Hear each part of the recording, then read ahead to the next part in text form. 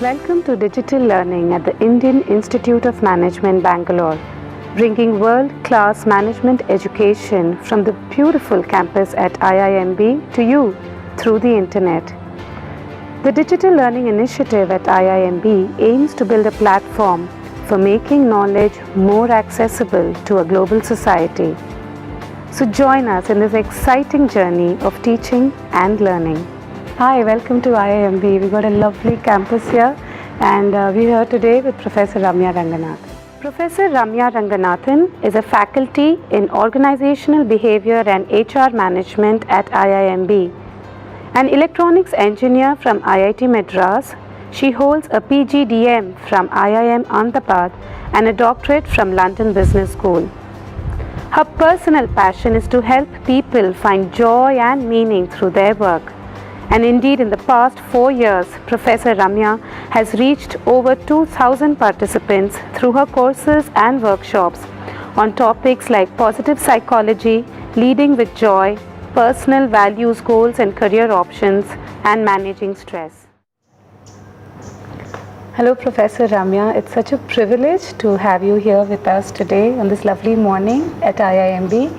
And we're going to talk about your online module on managing our inner world. Now that's an intriguing title, Managing Our Inner World. How did you come across this title? Why did you choose this for your module? Okay, so good morning. And so before I entered the field of organizational behavior, I used to work in technology and process redesign. And so what we would typically do is leverage technology to re-engineer business processes and to make them smoother, make them more efficient, effective, and all of that. So when I entered the field of organizational behavior, which in layman's term is the science of managing interpersonal behavior and intrapersonal behavior at work, I brought the same mindset that I used to use in technology and process redesign to the way I approached organizational behavior. Indeed, so now we are looking at managing people dynamics, managing the interpersonal processes between people, looking at behavior, but from the same re-engineering point of view about what changes can you influence and how they are happening. That is what I would call a classic approach to managing the outer world. The longer time I spent in this field, however, I started realizing that there is another approach that we can take as well when we're dealing with human beings as opposed to machines and technology, which is managing the space in our minds, which is what I call inner world, the space of our own private thoughts, emotions and feelings, perceptions, attitudes, beliefs, which usually no one else has access to except ourselves. But managing these thoughts, ideas, beliefs, and cognitions can go a long way in helping us do the same things, do things better, make processes more efficient, effective, productive, all of that, the same outcome. So that's what I mean by managing our inner worlds, and that's what we're going to focus on in this module. That sounds really interesting. Now you said that by managing our inner worlds, we can have better outcomes, improved, better quality, better interactions with people. Now, would you be able to go into the details of what are the benefits one gets by managing one's inner world? Sure. So there are profound benefits to be got from managing our inner world. And in this module, when I talk about managing our inner world, I'm going to take a very purely cognitive point of view, which means we're just going to talk about managing our thoughts, beliefs, and the frameworks the lenses through which we look at the world. So our inner world and our outer world are in continuous conversation with one another. So what I mean by this is that they might seem like two different worlds, but they literally feed off one another, with events and experiences in one forming the stimuli and triggers for the unfolding of events and experiences in another. So if you're going to look at the benefits of managing our inner world, we don't have to limit ourselves to intrinsic benefits. Let me tell you, for example, one of the benefits of managing our inner world, and by this I'm taking a very cognitive approach to managing our inner world. So we're looking at the thoughts, our thoughts, attitudes and beliefs. So some of the benefits of managing our thoughts, attitudes and beliefs are intrinsic benefits that I feel in my inner world itself. So I might feel calmer, I might feel a sense of more clarity when I'm thinking or trying to make decisions. I might feel more confident, I might feel empowered. So these are intrinsic benefits that I reap in the inner world itself. But when I say that the inner world and the outer world are in continuous conversation with one another, what I'm trying to say is that the benefits are also translated into the outer world. For example, if I am feeling more confident, I take that into the way I perform, into the way I behave and the way I interact, and therefore I influence my performance, which translates as a benefit in the outer world. If I have an attitude where I'm trying to if I'm interacting with somebody in an interview or in an important meeting or a negotiation, and the frame through which I'm approaching this negotiation is one where I'm giving the person a benefit of doubt, or if I'm approaching the situation willing to look at what there is, what are the good things involved in the situation, then I actually open myself up to explore newer possibilities in that negotiation or conversation, which otherwise the dialogue would not have taken us into. So this is a tangible benefit in the outer world that is triggered by me managing my inner world prior to the meeting or negotiation, but also during the meeting or negotiation. I think what lies at the heart of this whole approach to managing our inner worlds is the subjective nature of human experience, as opposed to machines and other instruments, right? And that's been my journey from engineering to psychology or behavioral science, my key learning. So what do I mean by the subjective nature of human experience? I think the best way to approach this is with an example. So let me tell you very briefly about an experiment. So this experiment was conducted with hotel maids, and it's an old experiment. It's not a new experiment, but it's very interesting. So this was done, I think, across 7 different hotels, large groups of maids, the ones who usually, mop and vacuum the corridors and spaces in the hotels. So half of the maids were actually taken through a short induction program where they were introduced to the benefits of the activity that they were performing. In the sense, they were talked about how similar mopping or vacuuming is to a cardiovascular workout, and that's it. The other half were not told anything about this, right?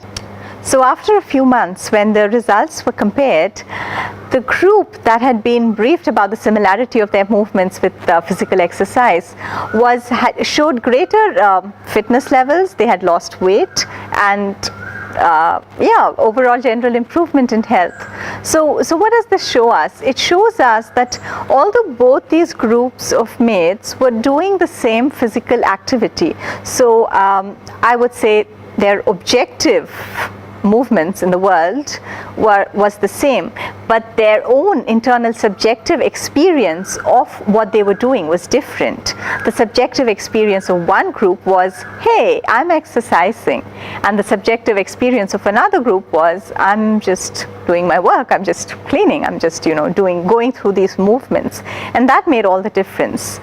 So this whole attribute of the fact that as human beings we experience things subjectively rather than objectively lies at the heart of, and this is what gives power to us to make things better through managing our subjective experiences. And to do that, and we can do that through managing our thoughts, our attitudes, our beliefs, our lenses and perceptions. People in marketing know this very well. So for example, so you've seen all these advertisements by Coke, which create associations between Coke and happiness. Drink Coke makes you happy. True, so you drink it, and true, some of the happiness might be because of your personal preferences and your taste and whether you like it. But a lot of it also comes from the fact that your mind now associates Coke with happiness. Just like for the maids, it associated these movements with exercises, and that makes a huge difference. That's why people spend so much money on advertising. And that sounds really interesting, especially this concept of subjective experience, which you mentioned. It does make a lot of sense now. In real life, we don't just interact with a bottle of Coke. We have real interactions with one person or a group of people, maybe in a discussion, a meeting, or an interview. In such cases, we don't not only have our own mental models, our own inner worlds, we also have the other person's subjective experiences. So how does all this play out? Wow. Yes. Fascinating. So it just gets more and more fascinating. So let's take an example, right? So very true. So the Coke has an objective reality, and then we experience it through our subjective lenses and our subjective experience. What happens, let's say, in an interaction with another person? The simplest way I can put it is the event, the incident, the meeting, the negotiation, the interview, whatever it is that we're talking about, no longer is just a static experience like the bottle of Coke, right? We are co-creators. So we co-create that experience in an ongoing fashion. So there are two levels of complexity. One, it's not static. We are bringing our inputs into this event, this negotiation or meeting or interview. Two, it's evolving, it's ongoing, right? So which makes the power of working on our own inner worlds even more potent. Let me explain how this happens.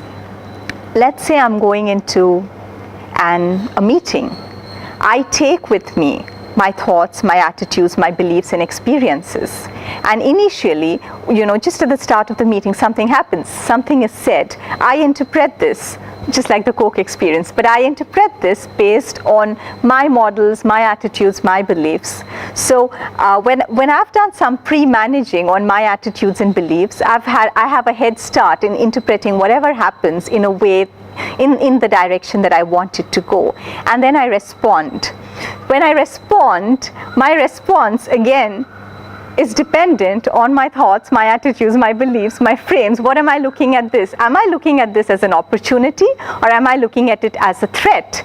Am I looking at it as something to, just defend myself and put up a brave front, or am I looking at it as a whole new field waiting to be conquered? It makes a lot of difference. So this brings us to the same point of the conversation between our inner and outer worlds. It's ongoing, and the extent to which I leverage what I can play around with in my inner worlds, I influence what happens in the outer world. And that outer world is a shared outer world between me and the other people who are co-creating that experience. And so it forms triggers and inputs for their inner worlds and their subjective reality. And then it comes out, and then so I just have an ongoing space of influence, and it's not a one-time management. It's an ongoing process of managing our inner worlds, is how I would put it. Well explained, really well explained. Now I'm pretty clear on why managing my inner world is going to help me so much. So far we've only been managing outer world. Is it possible that managing inner worlds is more important than managing our outer world? So good question. Let's take an analogy to get this, to sort of tease apart this idea a little more, to see, it's inner world versus outer world. Because sometimes we do hear people debating, is it more important to pay attention to managing our inner worlds, or is it more important to go out there and just do things and make things happen? I think we can drop the verses. I really think we can drop the verses, because there's no reason why you have to do one and the other. These are not things that are contradictory. They are not things that if you go east, you can't go west. You can do both of them. And I'll use an analogy here that might make more sense. we all want to be healthy, right? At least I want to. And to be healthy, it's important to build your immunity, to work on our immunity. And yet, I don't think any of us says we're going to work on our immunity to such a great extent that we won't care about our surroundings. We'll go and play in garbage heaps or go to the most germ-infested areas. We also take care to manage our outer spaces because it's important. We want to keep those germs away, but we also want to work on our immunity. That's the analogy, yeah. So we want to work on the outer world. We want to do things that we think are going to help and make things better. We also want to work on our inner worlds because we can experience great leverage through doing that. So whom did you think this module on managing the inner worlds is going to be most useful for? Did you have a particular audience in mind? I think it can be of use to anybody who has a mind. Really, it's because anyone who's a human being is subject to subjective experience, and we deal through our minds. We process things on the basis of our minds, and the extent to which we can leverage our own minds in improving performance or productivity, improving the quality of relationships. If any of these is something that you're interested in, this module is going to be useful to you. That's really going to be useful to you. Yeah, anyone who wants to. I think the attitude is important and the intention. If you want to bring about positive transformation in your own lives, in the way you experience things, either in your own inner spaces or the way you react, the way you respond, the way you perform, the way you interact with other people, this is for you. I think you'll find this interesting and useful. No, I would have thought this would be a very difficult topic to teach. How have you structured this module? Wow. So, indeed it is difficult. It is a difficult subject to explore in classes, and what I found is that although people feel inhibited in the beginning to sort of start just jump in and talk about something like subjective reality. Once we start looking at how the brain functions, once we start looking at, hey, this is how the mind makes sense of information, this is what is happening, these are the biases that we're subject to, these could probably be the evolutionary reasons why our mind gives attention to certain things and not certain others when in certain, under certain contexts. People get very interested and excited, and it doesn't seem like a very philosophical concept anymore. It just seems like rewriting programs. It's a bit like software programming. Like we have programs in our minds.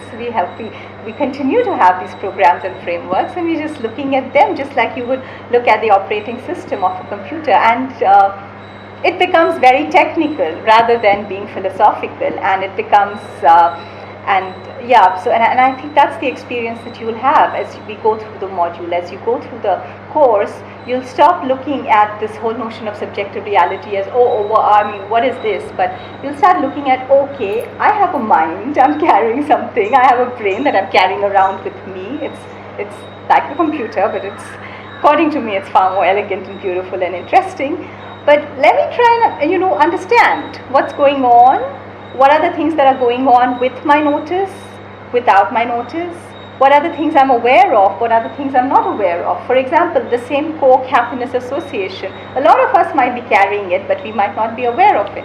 Now, once we're aware of it, hey, that makes us more powerful, right? Now we can choose what we want to do about it.